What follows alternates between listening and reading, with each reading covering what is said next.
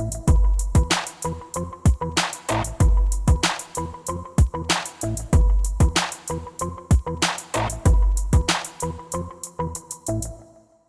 everyone. My name is Charlie Ifra. I'm co founder and chief product evangelist at Intern. Welcome to our podcast. I'd like to introduce you to today's guest, David Sachs from SAP. David is a seasoned professional with experience in channel sales, professional services, information technology, pre sales, program management, and operations. David, thank you for joining me today. Thank you, Charlie. It's a pleasure to be here with you. How are you doing? How was your fourth weekend? Oh, it's wonderful. I live in Florida now, so it's a lot hotter than New England. But they do fireworks well. They do fireworks everywhere. So no, it's fantastic. How about yours? That's awesome. I live in Florida too, so we have to catch up on that. Yeah. The last time we chatted, I think you were, where did you say it was? New Well, Hampshire? I used to be in New Hampshire, then Vermont, and Yeah, now I'm on the west coast of Florida. So I have sunsets over the water. it's beautiful there. It's beautiful. That's worth the heat. Yeah, absolutely. Yeah, no, I had the same experience. The fireworks here are pretty over the top. And I even got a little bit of an air show. I don't know if it was an official thing, but on the 4th in the morning, I saw a bunch of fighter planes flying over the beach. It was pretty cool. You know what else was cool? During the fireworks, I noticed like lights flying up and down, and actually those were drones, and people were flying drones just to capture all the fireworks. I can't wait to see the Oh, full. wow. Yeah, What that those look drone like. technology is amazing. So a friend of mine was in Miami on the beach, and they had drones line up to portray the American flag, the Statue of Liberty, USA. I mean, it was insane. It was synchronized swimming with drones. It's incredible. When Elon Musk opened the Gigafactory in Texas, they did a drone show. So once the sun went down, they sent up all these drones and they actually shaped them in the configuration of a Cybertruck floating through the sky above the Gigafactory. It was Insane. unbelievable. I now know what that looks like, having watched those lights of those July 4th drone shows. So I Yeah, get it. I get it. yeah. Anyways, so David, thank you so much for joining today. And I think the goal of this episode is really to learn about the SAP partnership program. Intern is an SAP endorsed application, and being that we're an endorsed app, I thought that it would be great to bring you on and learn more about the program, learn about when it started, the benefits of the partnership program, and then maybe you can also tell the audience about your participation in it and how you support the program. Yeah, sure. So first of all, I've been at SAP for a long time, almost 18 years now. And I've been most of those 18 years in the channel. I was involved in our value added reseller programs, our distribution programs. Early on in my career, I was involved in the industry software vendor, the ISV program. And funny enough, my career has come full circle because here we are talking about software partners, which just is the new branding for the same thing. I've been involved with this innovation since about 2014. So I've seen a lot over the past few years. The purpose really of the software partnership program is aligned a lot with the migration to the cloud. As companies are moving to the cloud, they rely less and less on professional services and more on ready to consume applications IP. And so they can combine that with the cloud. Services never go away, but it's a different kind of services, and it's not on premise, so you got a little bit of constraints you have to work with. And SAP's tried to model the software partner program to marry and mirror that, to make it easier for companies to engage with SAP. SAP has a phenomenal set of software products in our portfolio that cover a vast expanse of what a company deals with. Right, we're talking about, I mean, our focus mostly mid-market and above, but obviously we even have software solutions for the small companies. Now, when you're building a solution and you're offering software solutions to that broader market at that level of depth, at that level of variety, shall we say, You can't cover everything. And you have to embrace software partners. And this has been since day one when I was involved with this. This was always the message. We can't build it all. We don't want to build it all. And if we do, we'll never succeed because we'll try to be everything to everyone. And software partners just, for me, is a natural passion. I love watching and seeing the innovation, what other companies can do without the constraints of having to do everything. So when you can just focus on what you do well and what you want to focus on, you can do amazing things. Inter, as an example, I never knew you guys existed. I'm amazed at what you deliver, right? Solving a problem that really needs solving, excess inventory and the slow moving inventory. And how did that Levi jeans end up in Marshalls and TJ Maxx? And how did this lampshade end up at Home Goods? I now have a better appreciation for that. But back to the program, when you think about it, we've had to make changes to our program to make it work better for the cloud. So there are things like, how can we help our customers, first of all, find software partners that will fit? Because now we've told them that's the journey. And so we have what's called the SAP Store, and that's our foundational piece where it's a marketplace where companies can discover and identify solutions that could work for them. And so the idea of the store is, well, we don't expect companies to purchase on the store like you would buy an app from the Apple App Store or the Google Play Store.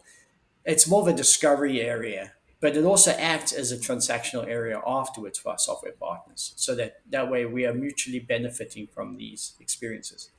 The customers can discover, our account executives can guide customers to our store. You can slice and dice by industry and all sorts of things.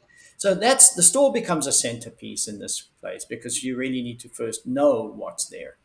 Now you've got over 1,000 products on the store from partners. I mean, it's that big. I mean, our ecosystem at SAP, which has been going close to 50 years, that ecosystem has taken off and gone in all sorts of directions. And so it's virtually impossible for a chief information officer to find which is the best one. We don't have the reviews of 4,565 people like this vacuum cleaner over that vacuum cleaner. That part's easy. Enterprise software, it doesn't work that way. You need those recommendations. You need that kind of selection or curation, if you would. I think curation is a good word here. And so that's where when we look at our program, we wanted to build something that worked for every solution partner, software partner that can build an app. But then we needed to make it a little bit more helpful for those CIOs, those senior directors or buyers of software solutions to know which are the ones that SAP has an opinion on. And so that's why we built what's called the software partner progression. And this, I think, was really the cornerstone of where we are today. That started around 2019. And so we've got all your solutions on the store. And then as you go up the progression, we had to identify those that are more premier. And so we've got what's called endorsed apps. And then we even have solutions that we sell on SAP's own price list called solution extensions. So that's the progression. So, David, what's the process in a company just being listed in the App Store? Mm. And then what's the process in leveling up to endorsed status and then solution extension? What's the process in going up in the ranks? Yeah, sure. It's a good question. So, first of all, it's really easy to get on the store. As a company, we have what's called our Partner Edge Build program, which is open.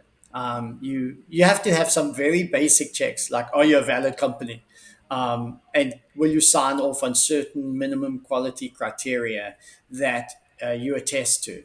So you sign an agreement, you go through a due diligence, and then you can list a solution on the list a store, a solution on the store, an app if you want to call it that way, or a package solution. We have a variety of options and opportunities for companies, and then you're on there, and now you want to obviously promote that. So you've got buttons that you can put on your own website saying, "Hey, available in the SAP Store." It does have a good brand. SAP is one of the most valuable brands in the world, and so even just being on our store, I think, brings a level of additional credibility. As your solution gets attention from customers and from the SAP field, they may start to say, hey, we think this one's really good. We'd like to see this go through some higher level scrutiny because if this is the real deal, I think this is fantastic for us. Mhm. And the field will say, hey, our customers are asking for something in slow moving and excess inventory. They're asking for something in wholesale distribution account, and they're asking for something in order management. They're asking for something here where we provide a basic solution that's pretty robust, but these companies have gone just a little bit further to make this make something really tailor what the customers have and need. And so we have what's called an invitation process. So we have a nomination that can come from a variety of places, but it cannot come from us. We can take the program and we manage the partners in the program, but we can't be the ones nominating. It has to come from the outside in. That's a big deal.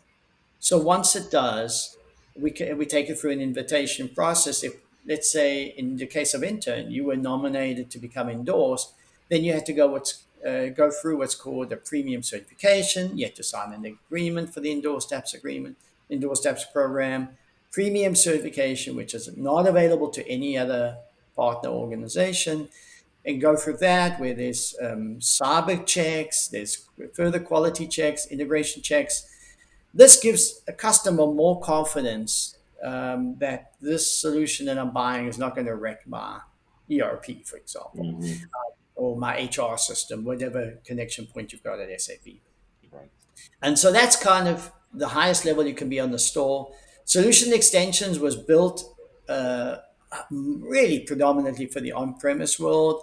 I think Mhm. where we're going now, it looks like most will continue to have solution extensions, which are solutions on SAP's price list that go through a further invitation round. So it's further scrutiny and much higher premium qualification process, more lengthy.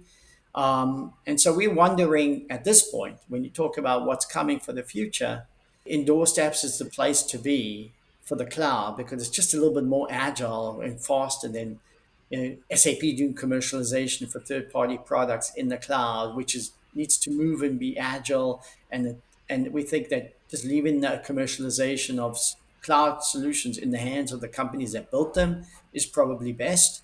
And we just need to facilitate that curation and identify for customers these are the solutions, these are the premier solutions you want to be looking at for these and these problems.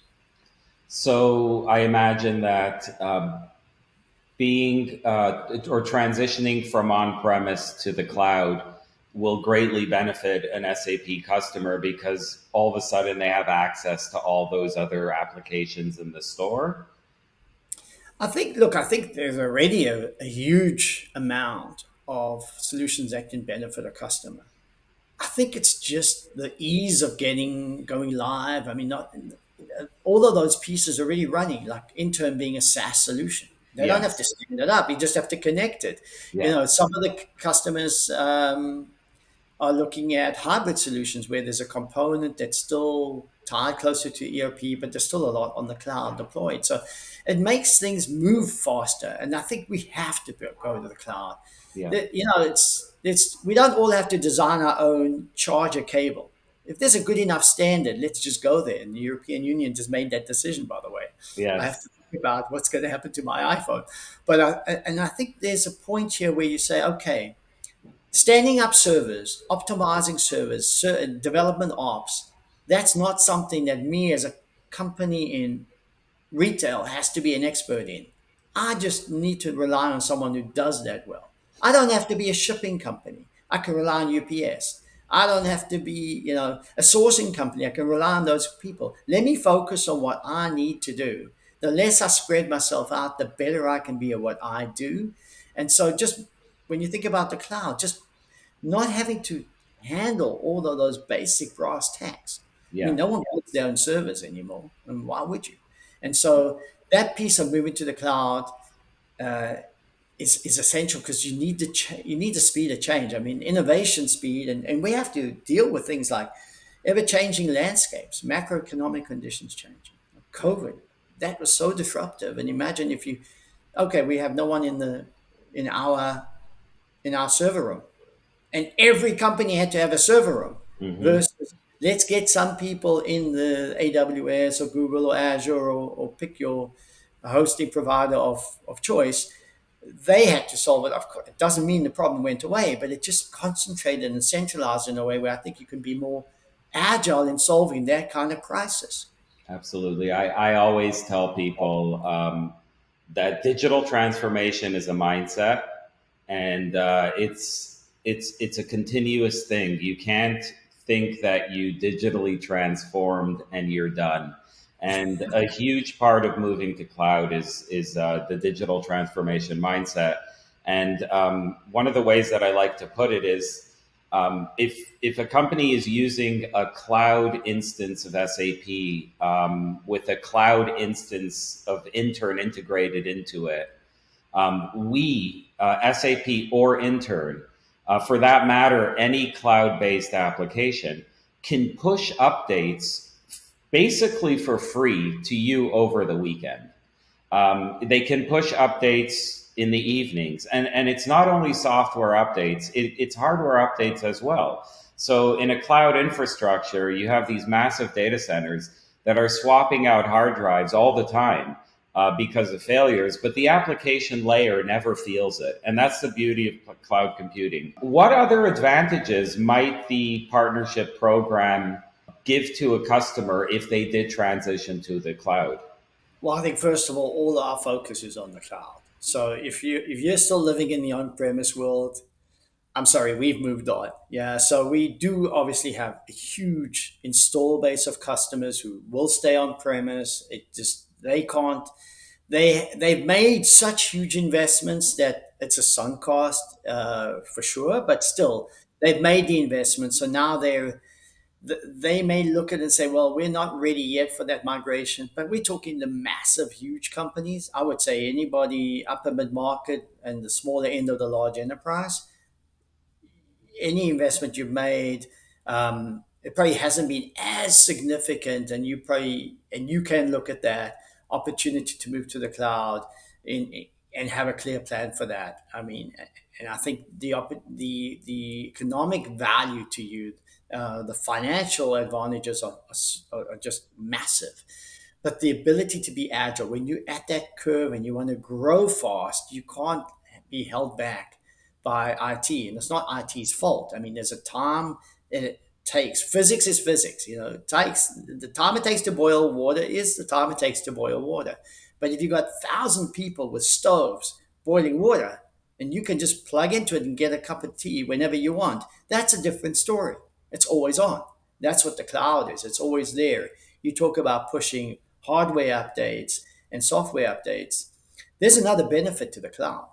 When you have SaaS solutions, you can easily, or more easily, let's say, take best practices that you start to see in one cluster of customers and say, hey, these are best practices that everybody can benefit from, and let's roll that up. That's another reason why getting away from the on premise world and customizing in the on premise space is such a natural advantage for customers. Um, SAP's own ERP solution has moved to the cloud in two flavors: private cloud edition, which is more suitable for the heavier, well, shall we say, the larger companies who've got more customized process, and then the public cloud, which is your standard offering that almost anyone can join. And when we looked at that, even our companies, our long-term customers who customized heavily, they've looked and said, why did we do that? The people who did that aren't even here anymore. Do we really need that? Can we look at the best practices that are coming from the field, from our peer companies, from companies in other industries who may have a solution for us that we didn't even think possible, right? And when you look at the innovation of Uber and Lyft, and then the Zip bikes and all these things, it's the same kind of innovation, just moving from industry to industry. Who says it can't be the same for companies in other spaces? So when you're in the cloud, you can benefit from those best practices being rolled into your instance far more easily. You didn't have to pay the consultants to do it. You didn't have to bring in your SI of choice and pay them millions of dollars for management consulting exercise. Someone else did, and you get the benefit of that because ultimately that infused into the system that you're working with. Um, so those benefits are massive, and what we want to do is make that more obvious to customers. Our field themselves are all focused on the cloud and trying to make sure we're in lockstep with our customers. Obviously, being empathetic to those that have huge investments in on-premise Sure. world, and making sure that they can continue to run simply and run best Yeah. in that world for enough time until the move for them does make sense. Yeah, I think that's a very powerful message to customers that have not yet moved over. And I do agree with you. There are many large companies that have put huge investments into their on-premise instances, and it's going to take them a little bit longer. But there is no doubt about all the benefits you laid out in moving to the cloud. At Intern, one of the things that we really try to promote in why companies should use Intern is productivity, efficiency, transparency, system of record, and you get all these by moving to cloud. And then, like we mentioned already, all the software upgrades, hardware upgrades, that whole maintenance layer just disappears from your IT departments, and they get pushed to the application or service provider. Yeah. So, David, I think we learned quite a bit about the SAP partnership program. I always try to learn from my guests and try to take something away on a personal level. And so, one of my go-to questions is there a favorite book uh, that you have in your library, or a book that you're actively reading that you'd like to share with our audience? I discovered this book recently on a flight, a business trip.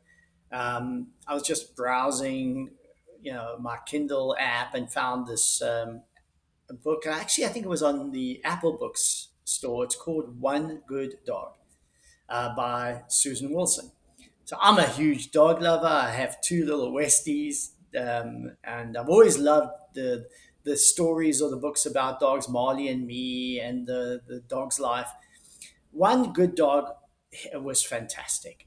It's about, without giving too much of the story away, but the premise is pretty much on the back of the book. And it is an executive who's about to be the president of his company, and his life's just going perfectly, married to the perfect wife, who's the daughter of the owner of the company, living in a massive house. You seemingly think it's the perfect dream life. And he has a moment of a momentary loss of reason, shall we say, and he ends up striking an employee, and it was basically on a mistake because someone had a typo in a note. So there wasn't even justification for it. If he just didn't assume that's what they meant with the note they left him, he wouldn't have got all angst, and he lost control of his emotions and lashed out, and there was the career. There was the wife, the massive divorce, and now the guy's living in a store across the road from like a pet store. He's living in a little apartment, and he has to do some community service, and he gets to work with in a food pantry where people come for lunches, and he ends up just randomly meeting this dog, and it's a dog that's a pit bull that he was bred to fight. The book is written so beautifully, both from the dog's point of view and the person's point of view. And you get to see like some things that I think are pretty cool as a dog owner, a dog lover, and also an executive in a very high growing world. And you see how quickly things can disappear. And we watched people's lives get turned upside down from bad mistakes, or in some cases, accusations of bad mistakes. Um, and of course, each case is its own scenario. And just watching this person's journey and the dog's journey, and ultimately the person, I think you watch is how they look at their life, and would they go, I guess the question at the end of the book is, would they go back to the former life if they had a way to replay it, or would they prefer where they are now? I think it's a lot. It's a book with a lot of lessons. Empathy for the human being, for the person who you walk by who's begging and you don't pay attention to it until you see that person and you know that person. Now it's a different point of view. Animals, animal cruelty, obviously that's there too, and just everyone involved in the society, in the cycle. I think it's a fantastic read. I was done in about 3-4 days. It was hard to put down, and I think if you haven't yet read it, I would highly recommend One Good Dog by Susan Wilson. She has a second book called Two Good Dogs. I have to go and find out about that one. It sounds like a great story. I don't have a dog of my own, but I am a dog lover, and it sounds like a great story. Maybe even a story of redemption, Oh and yeah. it sounds wonderful. Uh, Yeah, that's great. enjoy, read it. I It's will. I definitely will. And thank you so much for sharing. David, thank you so much for joining us today. It's been a sure. pleasure catching up and seeing you again. And maybe in a few months from now, we can catch up again and maybe record another episode. We'll find an interesting topic that the audience would be curious about. And just again, thank you so much for joining me today. It's been my pleasure. All the very best. Thanks, David.